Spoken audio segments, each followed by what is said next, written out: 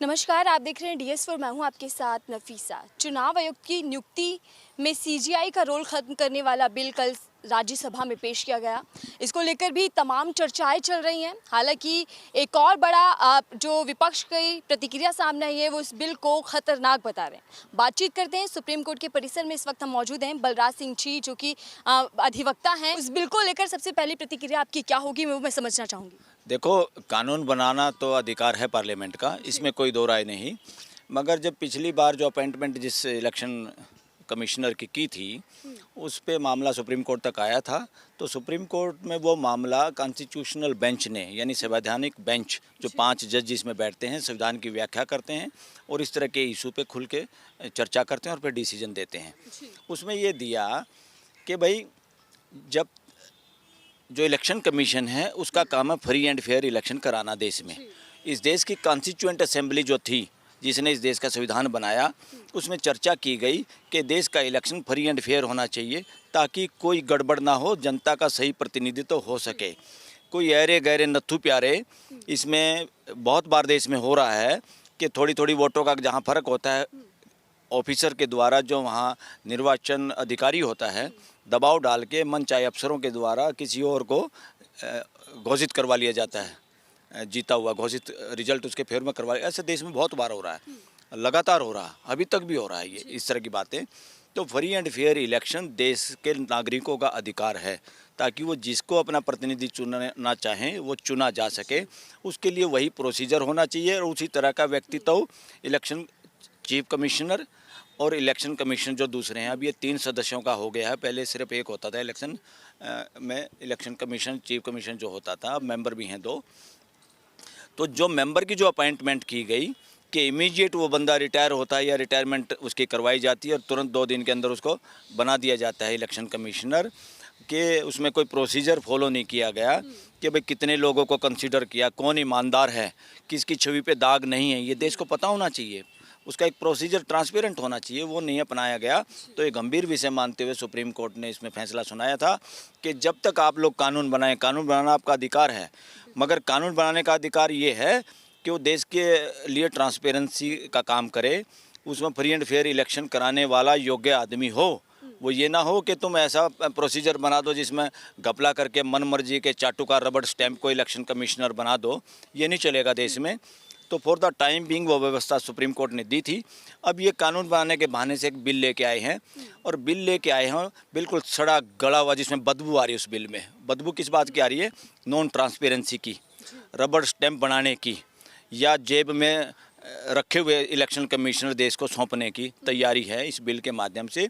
और ये bill unconstitutional होगा अगर ये पास भी हो गया तो। देखो, मेजॉरिटी का ये मतलब नहीं है कि आप मेजॉरिटी से काम कर सकते हो, मगर मेजॉरिटी से गलत काम आप ले रहे हो तो मेजॉरिटी का मजाक है। मेजॉरिटी आपको देश ने दी है अच्छे काम करने के लिए, देश का जो प्रियम्बल है उसको फलीभूत करने के लिए, उसके अनुरूप काम करने के लिए। और ये तो गाली होगी हमारे कॉन्स्टिट्यूएंट असेंबली, हमारे फोर फादर जो थे जिन्होंने देश का संविधान बनाया, उनको भी गाली है, उन मृत आत्माओं को भी, कि तुम इस तरह से करना चाहते हो जिसमें ट्रांसपेरेंसी की कोई चीज़ नहीं। क्यों? अरे भाई, इलेक्शन कमीशन का काम है इलेक्शन कराना। वो किसका आदमी है? ये क्या आदमी है? देश का आदमी है। हर आदमी वो ईमानदार हो, जिसने अपनी नौकरी के दौरान भी ईमानदारी की है। ज़्यादातर IAS अफसरों को ये लोग बनाते हैं, और मैं तो कह रहा हूँ IAS अफसरों में बहुत रेयर लोग होंगे जो ईमानदार होंगे, या जिनकी ईमानदारी पे क्वेश्चन मार्क नहीं है, जिनकी ट्रांसपेरेंसी पे, जिनका पक्षपात रवैया नहीं है। ऐसे अफसरों को या ऐसे लोगों को बनाने की ड्यूटी बनती है। और इसमें बिल में जो आया है, इसमें बिल में मेन मकसद है सुप्रीम कोर्ट के चीफ जस्टिस या उसके नॉमिनेटेड जज को बाहर रखने के लिए।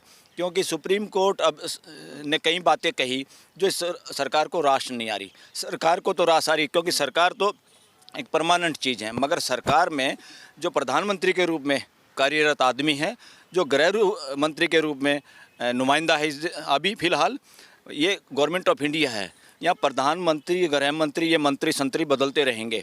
ये सरकारें रहेगी और ये देश की सरकार रहेगी, ये देश भी रहेगा। अब उन लोगों ने सिर्फ और सिर्फ चीफ जस्टिस को टारगेट बनाया है कि ये लोग नहीं होने चाहिए। ये बहुत खतरनाक है देश के लिए। और इसमें जो बिल लाएंगे, इससे भी इस लोगों का, खासतौर पर बीजेपी का वोट बैंक घटेगा, क्योंकि देश को पता चलेगा ये लोग ट्रांसपेरेंट लोग नहीं हैं। ये लोगों का हिडन एजेंडा है। ये लोग फिर फ्री एंड फेयर इलेक्शन में विश्वास नहीं करते और ये लोग जालसाजी से इलेक्शन जीतने की तैयारी में है 2024 का, जो कि आशंका जाहिर की जा रही है बार बार लोगों द्वारा। लेकिन बलराज जी, जब से ये बिल राज्यसभा में पेश किया गया तब से सवाल लगातार ये उठ रहा है कि क्या भारत के अंदर निष्पक्ष तरीके से, स्वतंत्र तरीके से चुनाव नहीं होंगे? ये तमाम सवाल उठ रहे हैं, जो सबसे बड़ा बेहद अहम सवाल है। बिल्कुल बिल्कुल नहीं होंगे। इस बिल के लाने से तो स्पष्ट है कि बहुमत हमारे पास है।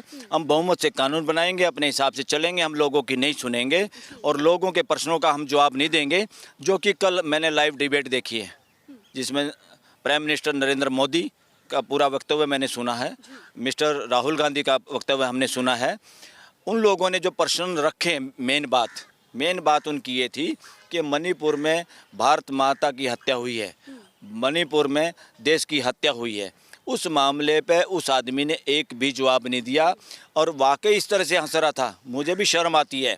और जितने लोग ऑडियंस में सुनने वाले थे, टीवी देखने वाले वकील थे, वो सब लोग कह रहे थे कोई सीरियसनेस नहीं थी कि देश का प्राइम मिनिस्टर पे जो पद पे बैठा जो आदमी, उसके चेहरे से साइकोलॉजिकल लोगों ने भी पढ़ा है, आम जनता ने भी देखा है कि किस तरह से मुस्कुराहट थी जब देश में इस तरह की घटनाएं हो जाएं। और बेटियों के साथ क्या हो रहा, चेहरे पे मुस्कुराहट नहीं आ सकती और सीरियसनेस हम आता। उन तमाम चीज़ों पर चर्चा करेंगे, लेकिन सर एक और बेहद सवाल बार बार उठता है जब इस तरीके का बिल सामने आया कि क्या सरकार नहीं चाहती कि किसी भी तरीके की उसके काम में, उसके फैसलों में सीजीआई दखल करे या कोई भी संस्थान उसके फैसलों में दखल करे? बिल्कुल वो नहीं चाहते, मगर डेमोक्रेसी का मतलब है जहां सब कुछ ट्रांसपेरेंट हो और जनता और जुडिशरी लगातार दखलंदाजी करे। हम काम ही ऐसा क्यों करते हैं कि हमें डर लगता है? हम छुपा के क्यों रखना चाहते हैं? चोर छुपा के रखना चाहता है और ट्रांसपेरेंट और सच्चे आदमी चीज़ों को छुपाते नहीं बल्कि उसको बताते हैं। फिर उसको टीवी पे एडवर्टाइजमेंट देने की ज़रूरत नहीं होती, फिर शो ऑफ करने की ज़रूरत नहीं होती, फिर मन की बात बताने की ज़रूरत नहीं थी। एक तरफ तो तुम चीज़ों को छुपा के रखना चाहते हो, चोर दरवाजे से काम करना चाहते हो, और उधर से मन की बात बताना चाहते हो। मन की बात नहीं, वो धोखे की बात है। असली मन की बातें तो मन में है, जो कल चेहरे पे दिखाई दिया कि मन में क्या है। लेकिन सीजीआई चंद्रचूड़ से इतनी घबराहट क्यों है? अगर हम बात करें सरकार के जो बिल आ रहे हैं, जिस तरीके के बयान। सीजीआई चंद्रचूड़ ने अपनी बैकबोन को थोड़ा साबित किया है। जुडिशरी में उनकी जो ड्यूटी है, देश के लोगों के फंडामेंटल राइट की सुरक्षा करना और संविधान को बचाना सुप्रीम कोर्ट की, हाई कोर्टों की ड्यूटी है। और क्योंकि वो चीफ जस्टिस हैं, देश के सबसे अहम पद पे बैठे हैं, तो उनकी दिन रात 24 घंटे ये ड्यूटी है कि देश के लोगों के मौलिक अधिकारों की सुरक्षा हो और देश में कोई भी काम इलीगल ना हो, अनकॉन्स्टिट्यूशनल ना हो। तो इसलिए वो सरकार जो चाहती है, ये सरकार के हम सब को किसी न किसी तरह फंसा लेते हैं। सुप्रीम कोर्ट ने केवल पूरे देश के वकील आज चीफ जस्टिस चंद्रचूड़ के साथ खड़े हैं और अंदर खाने सरकार को पता हो या ना पता हो, वो सोचते थे जो लोग उनके पैनलों पे हैं यहाँ भी, वो भी अंदर से चीफ जस्टिस चंद्रचूड़ के साथ हैं। ठीक है, बहुत बहुत धन्यवाद हमसे बातचीत करने के लिए। एक तरफ तो सुप्रीम कोर्ट का फैसला जो चंद महीनों पहले आया था, लेकिन अब राज्यसभा में सरकार का बिल पेश हुआ है। देखना ये होगा कि आगे इस पूरे मामले को लेकर किस तरीके की कार्रवाई होती है, क्या फैसला होने वाला है और क्या ये बिल पास हो पाएगा। फिलहाल के लिए दीजिए इजाजत।